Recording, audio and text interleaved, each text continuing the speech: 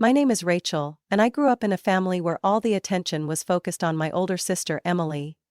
From a young age I was accustomed to being compared to her and lacking recognition from my parents. Emily, 3 years older than me, was the shining star of the family. With her golden hair and clear singing voice, she was adored and admired by everyone. Family gatherings in our backyard always revolved around Emily. Under the big maple tree she would often stand on a chair and sing popular songs. The endless applause, the compliments from aunts and uncles, and the proud looks in my parents' eyes made me feel like a faint shadow beside her. Emily was enrolled in singing, dancing, and even painting classes, while I, starting at the age of 10, had to explore the world on my own through old books on the shelf in our living room. I loved reading and learning about astronomy and history, but my interests never received any attention from my parents. I often heard remarks from relatives. "Rachel is nothing like Emily. She's quiet and doesn't stand out." Those words felt like knives cutting into my young heart, making me feel inadequate and unworthy. My parents didn't hide their favoritism either. All their investments were for Emily.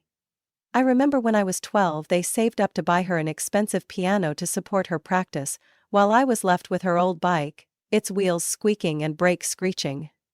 Whenever Emily won awards in singing competitions, she would be rewarded with new clothes or modern toys. As for me, even when I scored the highest in class on a math test, the most I received was a reluctant nod and a comment like, "Yeah, you did well." My childhood passed in the shadows, under the brilliance of Emily's spotlight and my parents' indifference. I realized early on that if I wanted to be acknowledged, I would have to find a way to step out from under her enormous shadow. Amid the indifference and constant comparisons in my family, the only person who truly saw my worth was Aunt Maggie. She was my mother's older sister, living alone in a cozy little house in the suburbs, a place I often escaped to whenever I felt suffocated at home. Aunt Maggie, with her neatly tied silver hair and warm eyes, always welcomed me with a tight hug and an encouraging smile. She never asked why I avoided family gatherings, or why I didn't want to stay home. Instead, she would simply sit beside me and listen to whatever I wanted to share. Afternoons at Aunt Maggie's house were always filled with peace. We would sit on the wooden chairs on her porch, sipping tea and chatting. She would often ask, "Rachel, what are you reading today?" When I hesitantly handed her a book about astronomy or history that I loved, she would always show genuine interest. "You're so smart, Rachel. Never let anyone make you think otherwise," she would say, her eyes shining with pride. Her words felt like a soothing balm for the daily pain I endured. When I was 17 and learned that my parents wouldn't support me going to college, it felt like every door in front of me had slammed shut. I went to Aunt Maggie's house, trying to hide my sadness, but the tears came anyway. She listened quietly, not interrupting, and finally placed a hand on my shoulder. "Rachel, you don't have to go through this alone." I looked at her in disbelief, tears streaming down my face. "But you need that money for yourself," I stammered. She simply smiled. "Rachel, you are the future. Don't worry about me. I believe you'll do incredible things." Her offer wasn't just financial support. It was a vote of confidence that she placed in me. It was the first time in my life that someone believed in my abilities without needing me to prove or explain myself. She helped me apply to a public university and enroll in the management program I had always dreamed of. Throughout my college years, Aunt Maggie was not only my financial supporter but also my emotional anchor. Our regular phone calls became a constant source of encouragement. "You're doing so well, Rachel," she would say, every time I shared about my grades or a tough exam I had conquered. Aunt Maggie didn't just help me escape the unfairness in my family, she taught me how to value myself. She wasn't the mother I had, but she was undoubtedly the mother I needed. Thanks to Aunt Maggie, I found my path. A path I walked with confidence and belief in myself. The early days of college were when I truly felt a sense of freedom and opportunity. With Aunt Maggie's support, I enrolled at Illinois State University, majoring in management, a field I had dreamed of studying for so long. When I received my acceptance letter along with a partial scholarship for my academic achievements, I cried tears of joy. It was the moment I realized that all my hard work and perseverance had finally paid off. But college life wasn't easy. I had to work part-time at the campus library to cover the remaining tuition fees and pay for my living expenses. Late at night, when the dorm room lights had gone out, I would still be at my desk, immersed in textbooks on business management and strategic planning. There were times when the exhaustion was overwhelming, and I felt like giving up. But every time I thought of Aunt Maggie and the faith she had in me, I reminded myself, Rachel, you can't fail. Aunt Maggie has sacrificed too much to give you this chance. Beyond academics, I threw myself into extracurricular activities to build my skills and expand my network. I joined the business club, where I learned teamwork and problem-solving through real-world projects. Over time, I transformed from the quiet girl I used to be into someone confident and unafraid to speak up and defend my ideas. As my final year of college came to an end, I received incredible news. The university awarded me a full scholarship for the next semester, because of my outstanding academic performance and contributions to extracurricular activities. It was a turning point that eased my financial worries and allowed me to focus entirely on preparing for my Every step forward felt like proof, to myself and the world, that I, Rachel, was no longer the forgotten girl in the shadows. With determination and Aunt Maggie's unwavering support, I had risen above and achieved what I once only dared to dream of. I knew this was just the beginning of a promising journey ahead. After graduating from Illinois State University with top honors in management, I stepped into the real world with determination and big ambitions. One of the most pivotal moments in my journey was receiving a job offer from the Golden Plate, one of the most prestigious restaurants in Chicago. It wasn't just an opportunity to apply what I had learned, but a chance to prove my worth in a challenging professional environment. Initially, I started as an assistant manager, a role that demanded dedication and attention to detail. The first few days were far from easy. I had to adjust to the pressures of managing staff, handling demanding customer requests, and ensuring every aspect of the restaurant ran smoothly. At times, I felt overwhelmed. But as always, the image of Aunt Maggie and her unwavering belief in me kept me moving forward. I immersed myself in the work, learning from seasoned professionals, taking notes on even the smallest details, and constantly striving to improve. In just 2 years, I was promoted to general manager. This milestone was significant not just for the title, but as a testament to my relentless efforts. Under my leadership, the restaurant experienced remarkable revenue growth, and we earned numerous prestigious awards for service quality and customer experience. My dedication was recognized not only by the staff, but also by the leadership team, and some of their individual revenue goals. I was also recognized not only by the staff, but also by the leadership team. 3 years later, when Michael Reeves, the owner of the Golden Plate, decided to retire, he presented me with the biggest opportunity of my life: the position of CEO for the restaurant chain he had so meticulously built. The day he called me into his office and said, "Rachel, I've never seen anyone with your talent and passion. I believe you're the perfect person to carry this legacy forward." I could hardly believe my ears. At that moment I understood that every effort, every sacrifice, and every tear had been worth it. From a girl who was once overlooked, I had become the leader of one of the most renowned restaurant chains in the city. Most importantly, I had proven that true value isn't defined by others. It's created by ourselves. When I took on the role of CEO at the Golden Plate, my life turned to a new chapter, one full of challenges but also immense pride. Meanwhile, Emily, the older sister who had once been the center of our family, was heading down an unexpected path. One day, Aunt Maggie called me with a somber tone, telling me that Emily had returned home with some troubling news. She was unexpectedly pregnant and facing severe financial difficulties. I was stunned as I listened, my heart heavy, not just for Emily's decline but also for the lingering pain I still felt from the injustices of our past.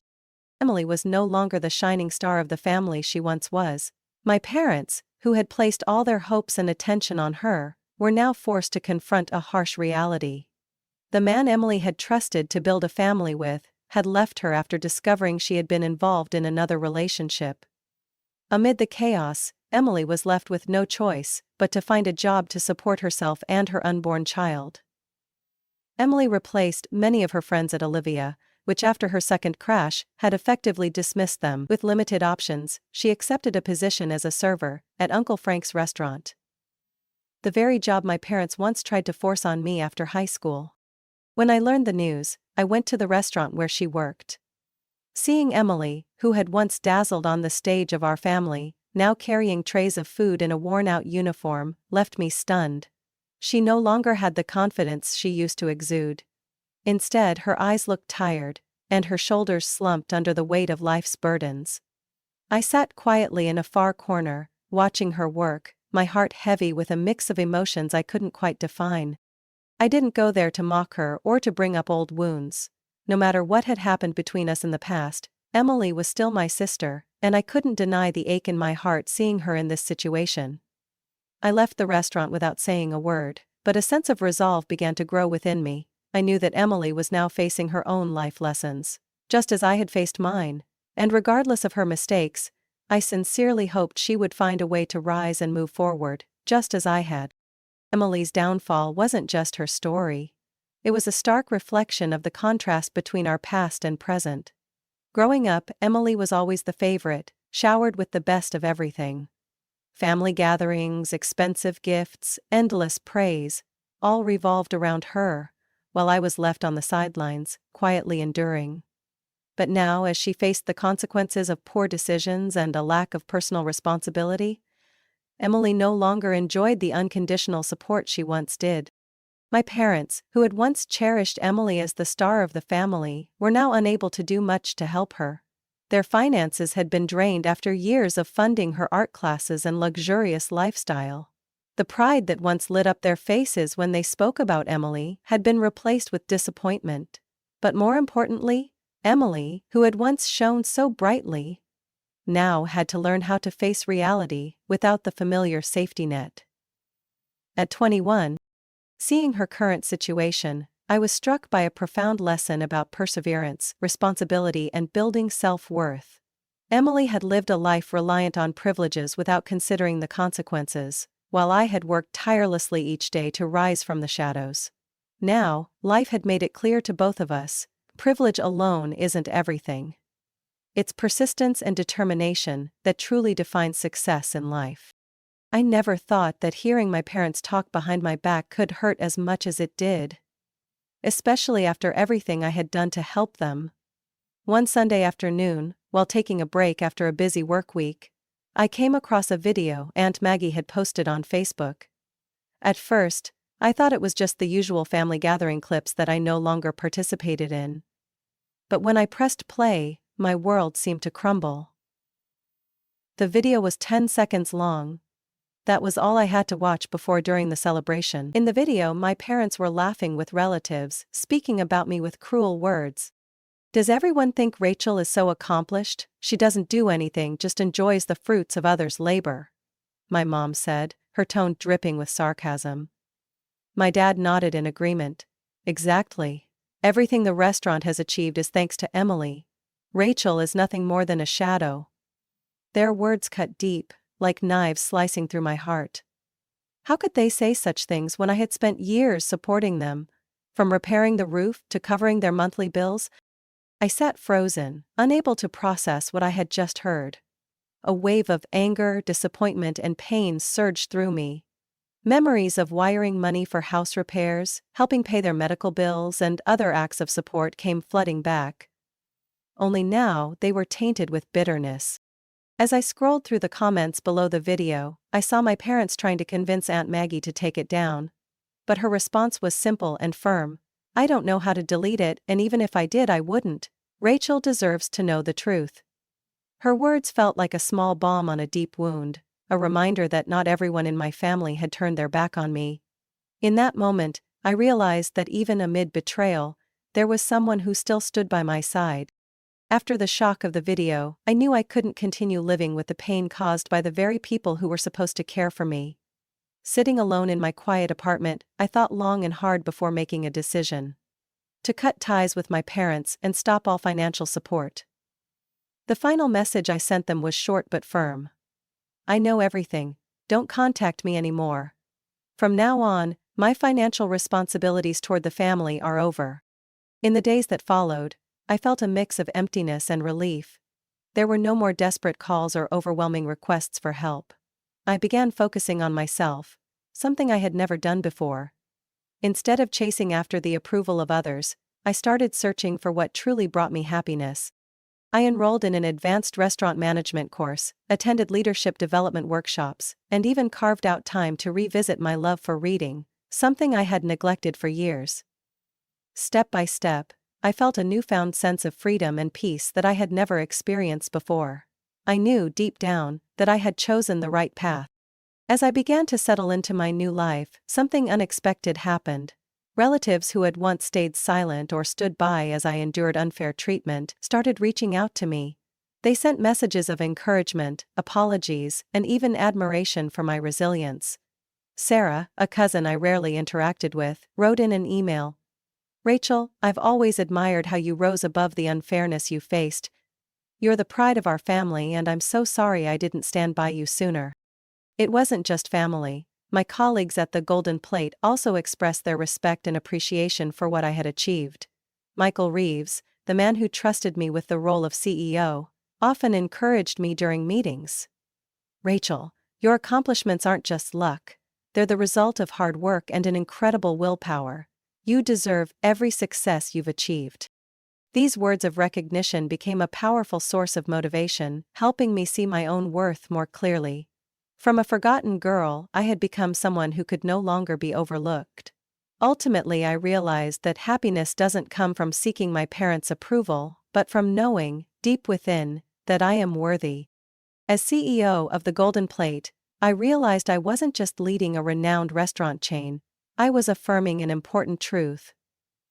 A person's value isn't determined by their starting point or others' recognition, but by their effort and determination to rise. With every strategic decision and expansion plan, I could feel my growth. From a girl who was once overlooked, to a respected leader. On the grand opening day of the Golden Plate's 5th location, I stood on stage addressing hundreds of guests, including colleagues, partners, and those who had supported me along the way. In that moment, I saw Aunt Maggie sitting in the front row, her eyes filled with pride. It was then I realized I had overcome all the judgments, and proved not only my capabilities, but also healed the wounds of the past. The next year, I started writing for Aunt Maggie's on the side, to be my passion. As the ceremony ended, I walked over to Aunt Maggie, held her hand tightly, and said, "I couldn't have done this without you. You always believed in me, even when I didn't believe in myself." She smiled warmly, her voice filled with love. "Rachel, you achieved all of this because of who you are. And I know you'll go even further." The lesson from this story is that a person's value doesn't depend on others' recognition, but comes from their own effort and perseverance. Despite facing unfairness, comparisons, and a lack of support from her family, Rachel proved that with determination and hard work, any limit can be overcome. More importantly, the genuine support of someone who truly believes in you, like Aunt Maggie, can create incredible strength to help you achieve your dreams and affirm your worth. Share your thoughts about this story in the comments below. Don't forget to follow the channel, so you won't miss more inspiring and meaningful stories about family, perseverance, and the valuable lessons learned along life's journey.